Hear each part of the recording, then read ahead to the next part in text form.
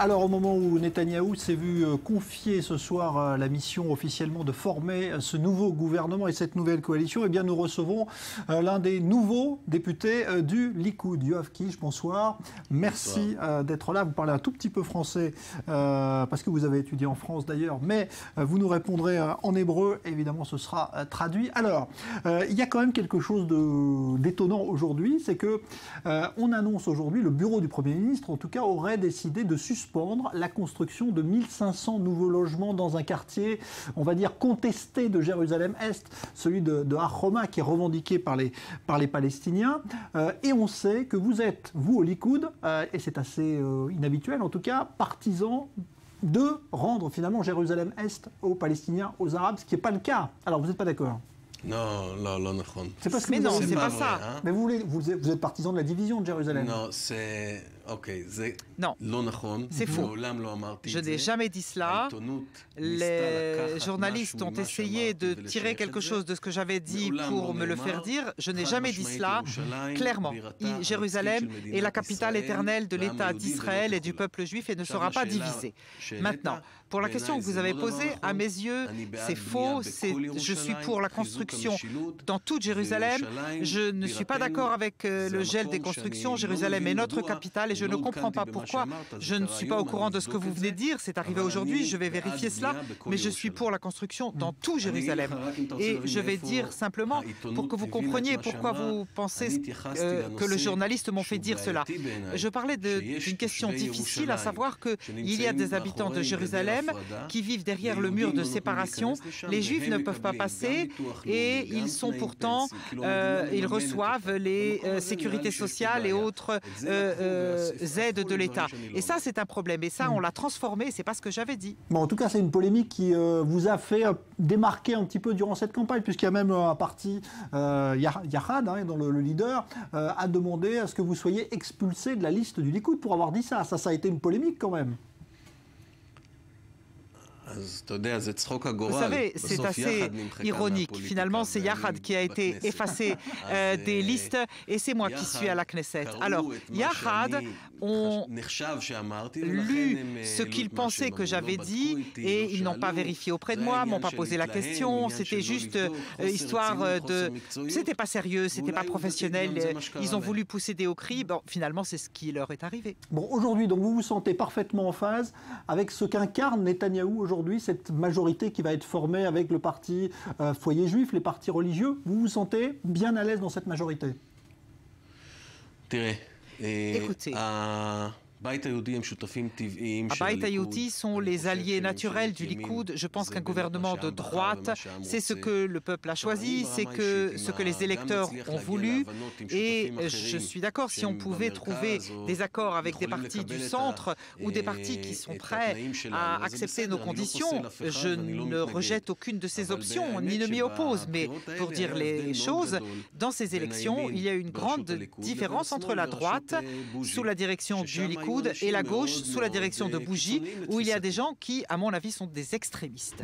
Mais de quel Netanyahou vous vous sentez le plus proche? Celui qui dit la veille des élections, sous mon mandat, il n'y aura jamais d'État palestinien, ou celui qui 2 jours après dit j'ai jamais dit ça, vraiment, je suis favorable à un État palestinien, mais ce n'est pas le moment aujourd'hui? Je suis très proche des opinions de Netanyahou et je vais l'exprimer pour que vous n'ayez aucun doute. Netanyahou a déclaré que son discours de Bar-Ilan était d'actualité, qu'il était en faveur de la solution de 2 États pour 2 peuples.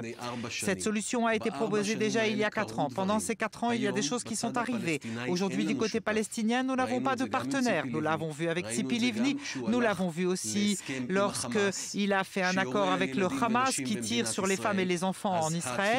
Donc cette conception qui est la nôtre, qui dit que tant que de l'autre côté, il n'y a pas d'élément qui soit capable de dire que l'État d'Israël est le foyer du peuple juif, et un élément qui ne soit pas capable de combattre le terrorisme et qui attaque les civils, comme c'est le cas du côté palestinien, la solution prévue pour l'avenir ne pourra pas se réaliser. Le jour où il y aura un changement, nous avons la main tendue pour la paix.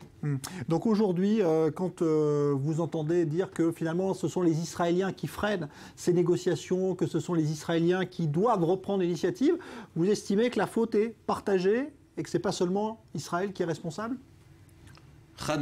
Évidemment. En anglais, on dit « takes two to tango ». Il faut être deux pour danser le tango. Je ne dis pas qu'Israël est seul dans cette faute. Tzipi Livni, nous l'avons vu, a fait des efforts honnêtes et nous nous sommes affrontés à un mur palestinien, une extrémisation, une coopération avec le Hamas et ils nous ont empêchés d'arriver à tout dialogue que ce soit. Alors, je voudrais qu'on évoque un autre sujet où là aussi, peut-être vous allez vous retrouver peut-être en désaccord, mais là, cette fois, je pense que vous êtes d'accord pour dire que vous l'avez dit. Vous êtes pour que les juifs orthodoxes, en tout cas tous les juifs orthodoxes, fassent leur service militaire, puisque vous êtes vous-même un ancien militaire et un ancien pilote d'ailleurs. Et aujourd'hui, on voit bien qu'avec l'arrivée des partis orthodoxes dans la coalition, ce sera certainement l'une des premières choses qu'ils vont demander à Netanyahou, c'est de retirer cette loi qu'avait votée Lapid. Est-ce que vous allez essayer d'y faire obstacle ? Écoutez, je crois en une chose très simple. Il faut qu'il y ait une loi unique pour tous. Malheureusement, la loi qui existe aujourd'hui, avec les sanctions pénales, n'est pas bonne.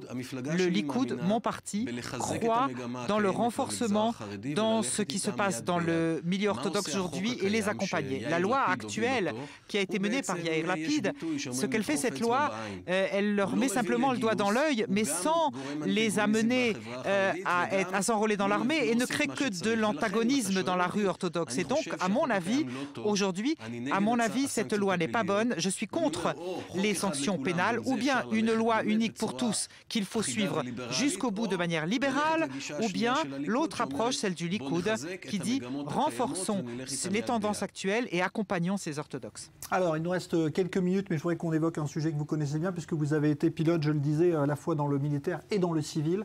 Il y a ce crash qui s'est produit dans les Alpes en France. Ce soir, on n'a pas vraiment d'éléments supplémentaires puisque les premiers éléments de l'enquête ne permettent pas pour l'instant de donner d'explication. Aucune piste n'est écartée. Est-ce que vous pensez qu'il s'agit d'un accident pour vous ? Je ne mène pas d'enquête aérienne et avant d'être député, j'étais pilote, j'ai volé au-dessus des Alpes, dans le cockpit, j'ai souvent atterri à Paris et je connais bien toute cette région. Il ne fait aucun doute que les deux pilotes étaient inconscients et ne contrôlaient plus la situation. Ou bien à cause d'un événement de terrorisme, ou bien il y a eu une dépressurisation et ils ont perdu connaissance. Donc encore une fois, peut-être il s'est passé quelque chose. Ils n'ont pas eu le temps de mettre les masques, ils ont perdu connaissance et malheureusement, cette catastrophe est arrivée. Quand un avion descend comme cela, en très peu de temps, mais aussi vite, c'est forcément qu'il y a un problème. Ça peut être un problème technique, mais ça peut être autre chose. Mais ce n'est pas une descente, en tout cas, qui a été contrôlée selon vous.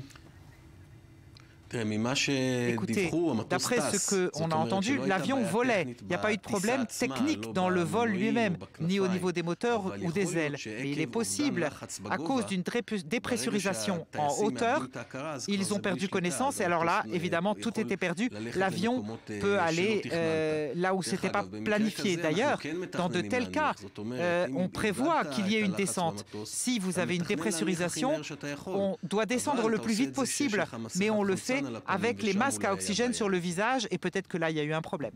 Il est possible que tous les passagers aient perdu connaissance aussi en même temps ?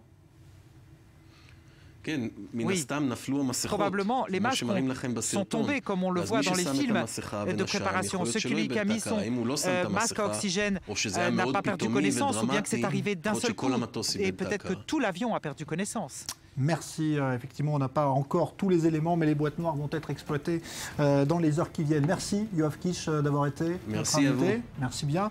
Je rappelle donc que vous êtes tout nouveau député du Likoud dans cette nouvelle Knesset qui va donc entrer en fonction dans quelques jours. Merci à vous.